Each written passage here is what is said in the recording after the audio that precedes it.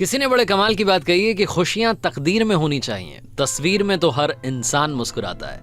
Hi guys, मैं हूं RJ Kartik. एक छोटी सी कहानी। ये कहानी एक अमीर सेठ की, जिनके पास में बहुत सारा पैसा था, बहुत सारे नौकर चाकर, करने के लिए कोई काम नहीं था क्योंकि काम तो उनका पहले ही हो जाता था।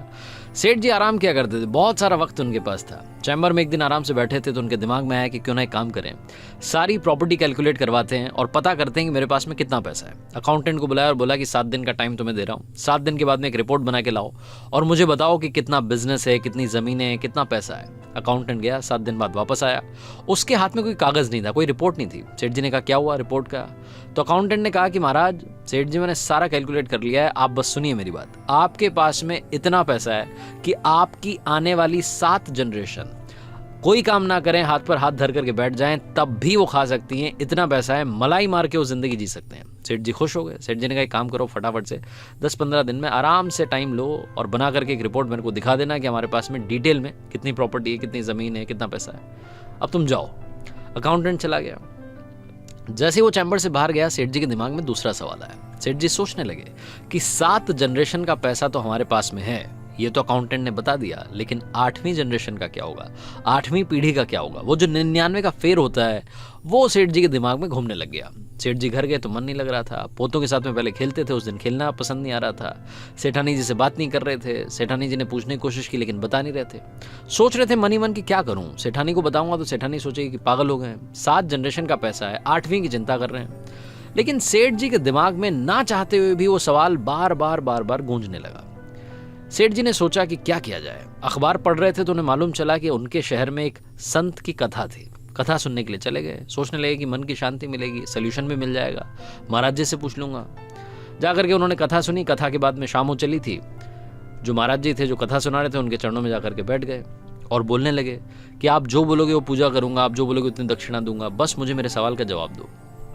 तो संत जो थे उन्होंने बोला कि क्या सवाल है? तो सेठ जी ने बताया कि मेरा सवाल ये है कि मेरे अकाउंटेंट ने मुझे बोला है कि सेठ जी आपके पास में 7 पीढ़ी जितना पैसा है, आपकी 7 पीढ़ियां आएंगी, कोई काम नहीं करेंगी, आराम करेंगी, तब भी वो आराम से जी सकती हैं, आपको परेशान होने की जरूरत नहीं है। 7 पीढ़ी तक का तो मेरे पास में पैसा है, लेकिन महाराज जी मुझे बताइए 8वीं पीढ़ी का क्या होगा? संत को सारी बात समझ में आ गई। उन्होंने कहा कि आपको एक काम करना है, बहुत सारा दान नहीं करना है, बहुत थोड़ा सा दान करना है, लेकिन जिसे बता रहा हूं उसे ही जाकर के देना। सेठ जी ने कहा कि बताइए किसे देना है? तो संत ने कहा कि आपके शहर में जो बस्ती है, उस पुरानी बस्ती में एक झोपड़ी है सबसे आखिरी में, उसमें एक बुढ़िया रहती है। उन बुढ़ी अम्मा के पास में ज्यादा पैसा नहीं है, कपड़े नहीं है, खाने के लिए आटा नहीं है, बड़ी परेशान रहती हैं। उनको जाकर के आधा किलो आटा दान कर दो, बस इतना सा काम करो, आपकी जिंदगी में कृपा आने लगेगी। सेठ जी खुश हो गए, उनको मंत्र मिल गया। जैसी कथा से निकले, फटाफट से कॉल किया नौकर को और बोला कि 1 क्विंटल आटा लेकर के बोरी भर के गाड़ी में डाल के फटाफट पहुंच जाओ बस्ती में। इधर से नौकर पहुंचा, इधर से सेठ जी पहुंचे। सेठ जी उस रास्ते पे चल दिए जो बताया था संत ने। झोपड़ी मिल गई, झोपड़ी का दरवाजा खटखटाया, अम्मा जी बाहर आई। जैसे अम्मा बाहर आई, सेठ जी चरणों में गिर गए। सेठ जी ने बोला कि माँ, मुझे पता नहीं था आप यहाँ रहती हैं, मैं तो बहुत बड़ा दानी हूँ। लंबी लंबी फेंकने लगे। अम्मा वो बात समझ में आ गई। सेठ जी ने कहा कि अम्मा, आपके लिए 1 क्विंटल आटा लेकर के आया हूँ, आप इसे स्वीकार कर लीजिए। अम्मा ने मना कर दिया कि क्या करूंगी बेटा, मैंने तो आज खाना खा लिया है, अब मुझे भूख नहीं है। सेठ जी ने कहा अम्मा रख लीजिए, महीने भर का राशन हो जाएगा, आप आराम से जिंदगी जिए, आपको कोई भी परेशानी हो मुझे याद कीजिएगा। अम्मा ने कहा बेटा नहीं चाहिए।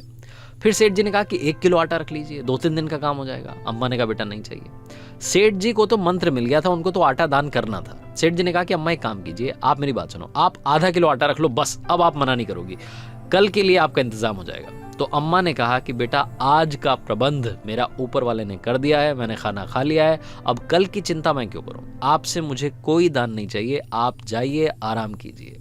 जैसे अम्मा ने बोला, सेठ जी को समझ में आ गया कि महाराज जी ने यहाँ झोपड़ी में क्यों भेजा था, अम्मा के पास क्यों भेजा था। उन्हें सारी कहानी समझ में आई। अम्मा जिन्होंने बोला कि मुझे कल की चिंता नहीं है। इस जिंदगी में छोटी सी कहानी बहुत बड़ी बात सिखाती है। लाइफ में लालच की कोई सीमा नहीं है, खुशियों की कोई सीमा नहीं है, कोई पैरामीटर नहीं है।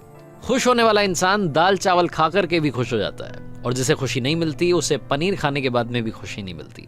छोटी सी कहानी लाइफ में बहुत बड़ी बात सिखाती है। सेटिस्फैक्शन के साथ, हौसले के साथ, सामर्थ्य के साथ कर दिखाओ कुछ ऐसा कि दुनिया करना चाहे आपके जैसा। याद रखिए, हर सोमवार सुबह 9:30 बजे मेरे चैनल पर एक नई कहानी।